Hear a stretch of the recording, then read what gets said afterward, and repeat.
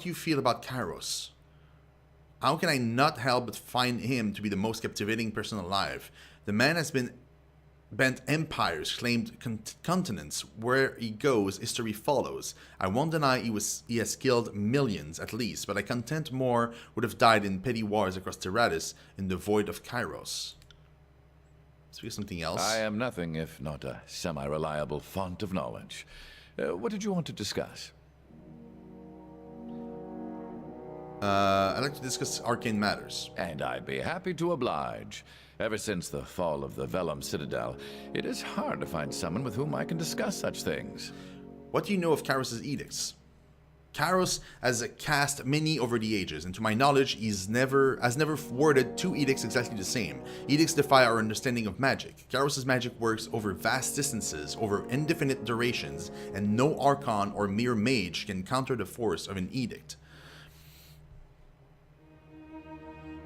What can you tell me of edicts in general?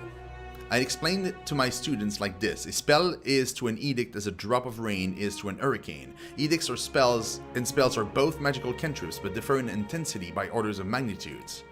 Edicts are almost commands to Tyranny that must be carried out until the instructions allow for the magic to end. If Kairos wants a plague until next Judge's Day, expect copious buboes until next Judge's Day. Nothing has ever dispelled an edict. Nothing outside of the edict's own sunset clause, as I like to think of them. I'm curious about a specific edict.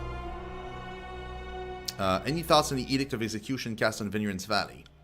It seems like the Archons were about to kill each other and the threat of mutual destruction was about all Kairos had left. I imagine fear is the only way to get someone like the Voices of Nerat to follow orders, and the Edict certainly did whip them into action. What do you know of the Edict of Stone? Oh, shit, I clicked on the other one. I know that you warned us. I'm alive today because of you. So I clicked on the Edict of Fire. So are so many of my brothers and sisters. I'm most certain you were not ordered to warn us, so all the more reason to honor your decision. Lintry bows deeply, his face blushing when he returns to standing.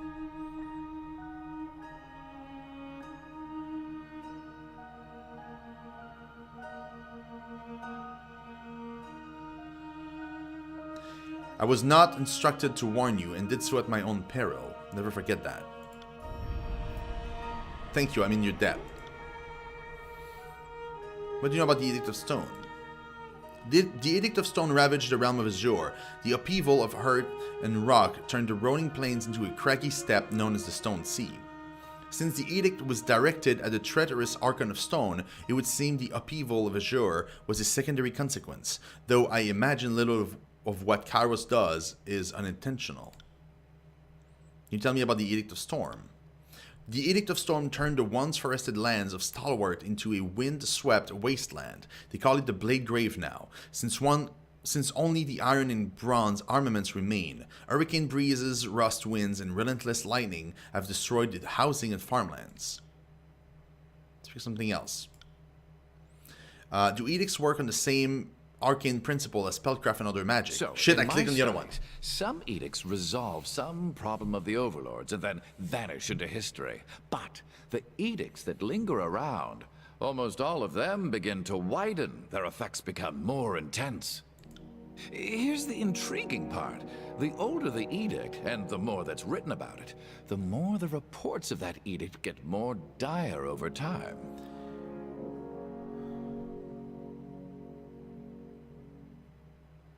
Perhaps edicts have a life of their own, once set in motion. Something to that effect, at least. I contend that edicts are powered by fear. Fear of Kairos helps fuel the casting, and fear of the edict feeds the magic, sustaining it, and, if enough people fear it, even growing it a bit.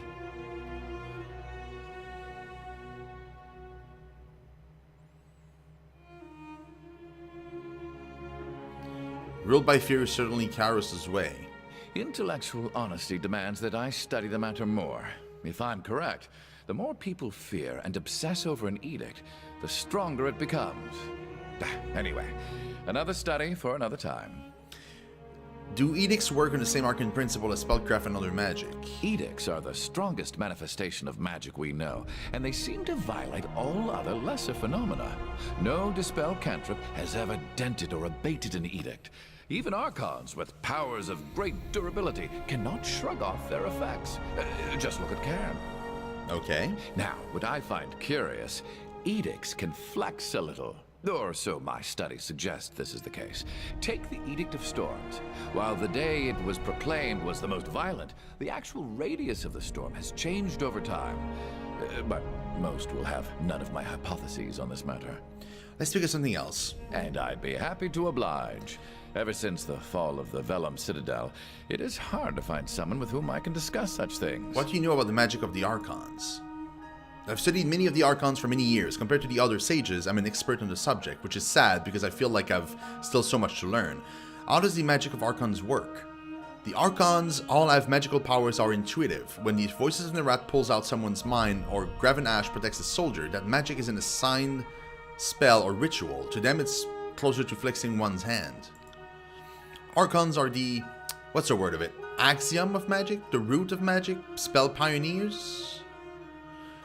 While every guild of School of Magic will ascribe different name to the theory, all magic inevitably stumble upon an inescapable fact. Only the Archons can will magic into being. Everyone else can only cast magic by invoking the sigil of an Archon that has come before. None know how the Archons do their magic. It seems to be different with each Archon, but theory suggests that once an Archon starts to invoke their power, anyone else who comes after that Archon could, with the proper knowledge, tap into the power with the proper sigil and know-how. This observed law has given rise to a common question from young students. Could one guess at a sigil of an Archon not yet born, or not remembered by history, or simply unknown to the caster, and successfully cast a spell? Experienced mystic would tell you this is impossible, for they know it is not enough to just mimic the gestures of a sigil. One must have a willful, conscious knowledge of the Archon and the intended power being channeled.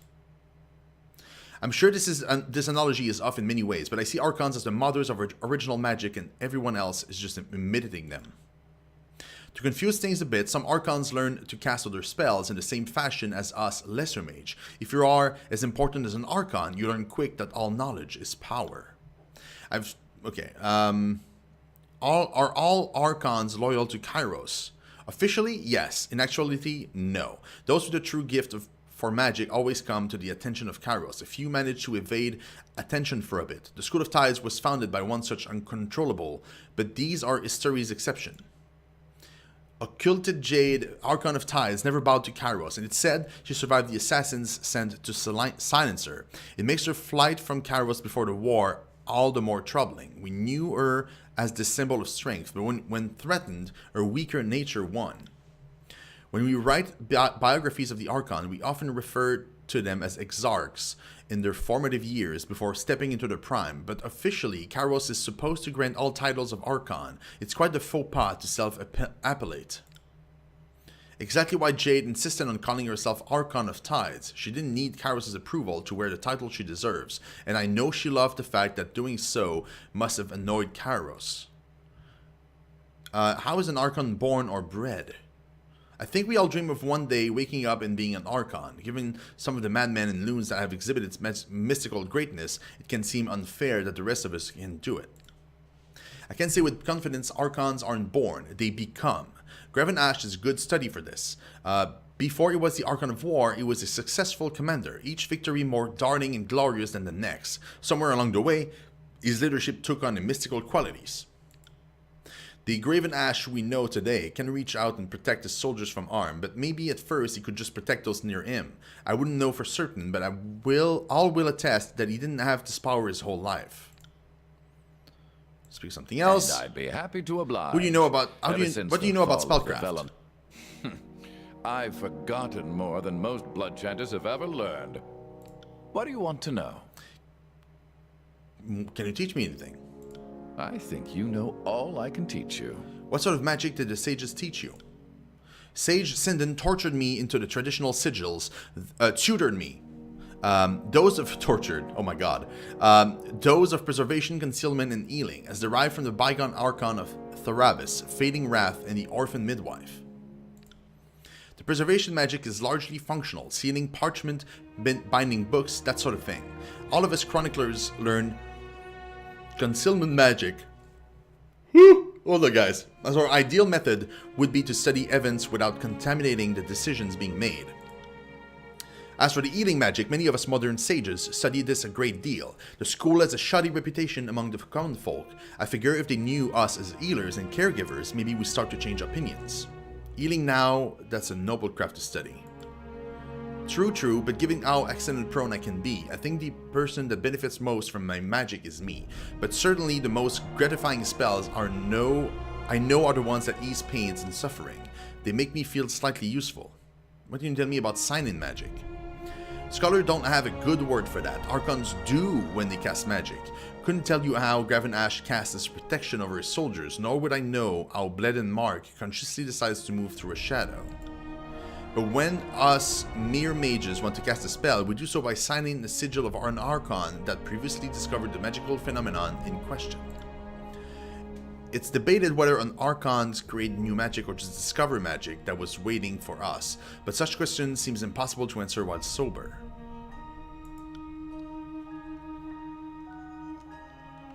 That's it? Hold on, no, you had other stuff. One moment, my friend. I am nothing if not a semi-reliable font of knowledge. I have a question about our allies and enemies. Well, you might want to ask a more soldierly type about the armies, but do you want to talk about the Archons or other mages? The Archons. Tell me about Graven Ash. Ash has served with Kairos for a mere century, but he has been a reliable general and level-headed warlord. Certainly when compared to some of the more bloodthirsty Archons to serve under Kairos. I'm not saying the disfavored are merciful. I'm just saying I've read the stories of the Archon of Blood and know it could be worse. I know Graven Ash can defend his soldiers from far away. Ash's Aegis is the term us Arcanophiles have taken to calling it. Not surprisingly, Graven Ash is beloved by his troops. I mean, if Tunon could mystically protect you from cudgels and sharp sticks from leagues away, you'd like him more. For sure. Tell me about the Voices of Nerat. The Voices of Nerat is one of Kairos' most dangerous and unpredictable servants. He can pull memories, whole personalities, if you believe some reports, from his victims, and over time, this has created a single Archon with the knowledge of countless lifetimes. He and I were in written contact as part of the taking of the Venom Citadel, though I exchanged very few words with him. It was readily apparent that the Voices of Nerat doesn't see people, he sees uses. What do you know of Tunon, Archon of Justice? First, I suppose I should ask what you know of him.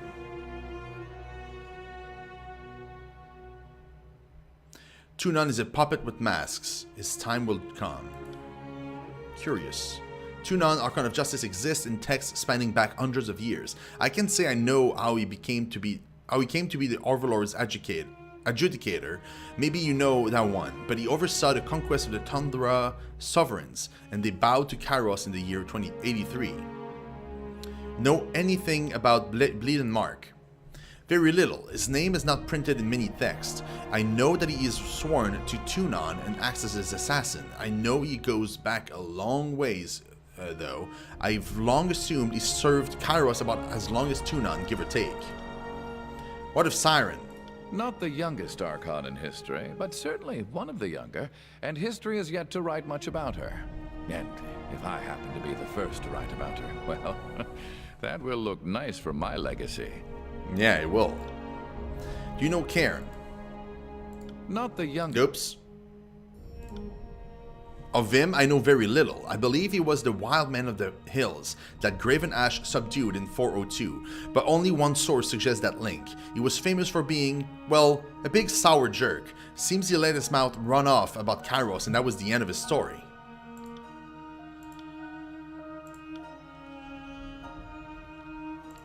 One moment. I am nothing if not a semi-reliable font of knowledge. What can you tell me about the School of Ink and Quill? You mean what's left of them? What would you like to know? What's the core philosophy of the School of Ink and Quill? The sages are archivists, academicians, and arcanists. Our mission is to preserve the knowledge of today for the good of tomorrow. Though we are known for our magic, few realize that most sages concern themselves with scribal work. Only a select few have the talent or focus to work the sigils. Each sage benefited from the scrolls of learning that came before him, and so each sage must repay this boon by gathering, authoring, or translating new texts to the stacks. But all that's a bit generous. It's no secret that the sages were far more happy to add knowledge than to share it. Why did the sages resist Kairos? Why, indeed. As historians, it is our place to document, not direct. Let others rage and resist. Ours is the duty to record. The decision to defy Kairos was not unanimous, nor one decided upon lightly. The laws of Kairos would forbid much of the knowledge contained in the Vellum Citadel. The elder sages feared, rightly perhaps, that the Overlord would put an end to our tradition of stockpiling knowledge. The Battle of the Vellum Citadel was a battle to preserve knowledge. But our actions will be remembered as treason against the will of Kairos. Tell me a bit about the school's history. The sages trace their days to a generation after 5 Wives, when the first settlers moved west.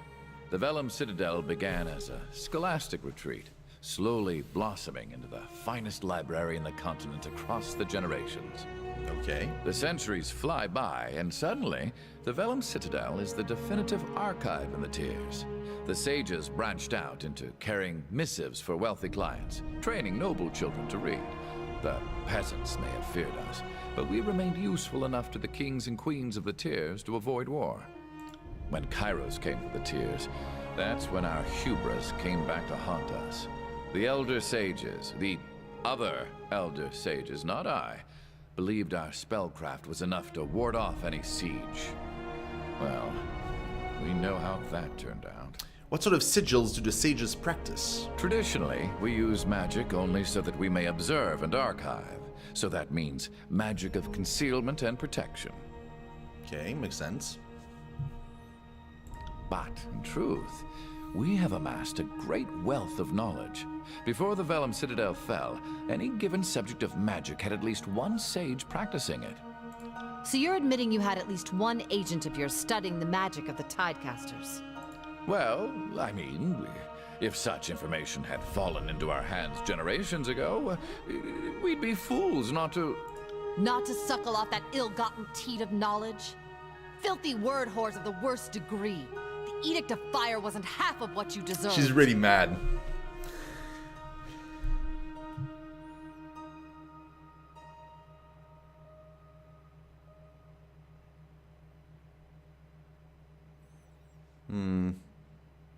I can see this conversation going to very constructive places.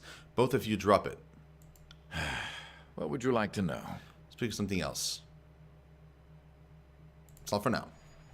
Cool, finally. We finally completed that conversation. That was a long conversation. Oh, and you, Barrick must It talk is to us rare now. enough that anyone has the opportunity to proclaim an edict, much less break one. How are you holding up, Fatebinder?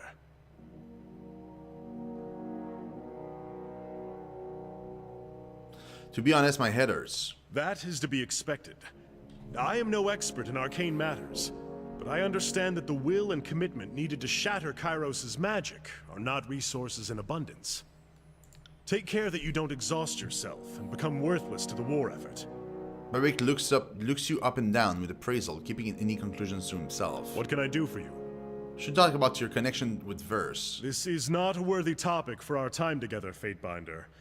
The Scarlet Fury and I have our differences and our similarities, but they are none of your concern.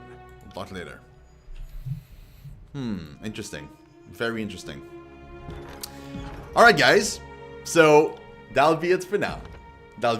So we're going to be playing this game again tonight. So tonight, 7 PM EST, we're going to be continuing our playthrough. So if you guys want to see the follow-up to this, meaning that we'll leave the tower and we'll go explore again, that is tonight at 7 PM EST. So yeah, that's going to be great. I'm super pumped for that, and I cannot wait to play it. In the meantime, I'm going to give you guys some goals because you guys have been great, and we are going to be hosting somebody. So hold on, who is streaming right now that we can share the love with?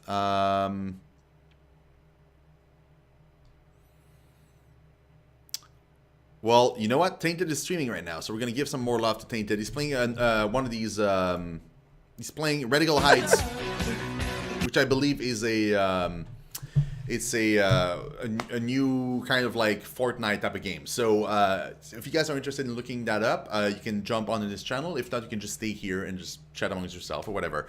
And again, guys, thank you so very much for watching the stream. I really do appreciate it. I cannot wait to see you later tonight and or tomorrow, because you're playing Tyranny the entire day tomorrow as well. So if you guys cannot watch it tonight, don't worry. Tomorrow morning, tomorrow early afternoon, noon 30 approximately, we'll be playing more of this too. So yeah, see you then. Enraged Noob, no worries, man. All good. It's all good. You've been eating. I understand. That's what I'm going to do, by the way. Like, because I'm slowly getting less and less energy because I'm starving. So I'm going to go eat so that I'm ready to rock it tonight at 7 p.m. EST. So I will talk to you guys later. Have a fantastic rest of the day. Hopefully I see you tonight. If not, I'll see you tomorrow. And enjoy the rest of your day, guys. Bye-bye.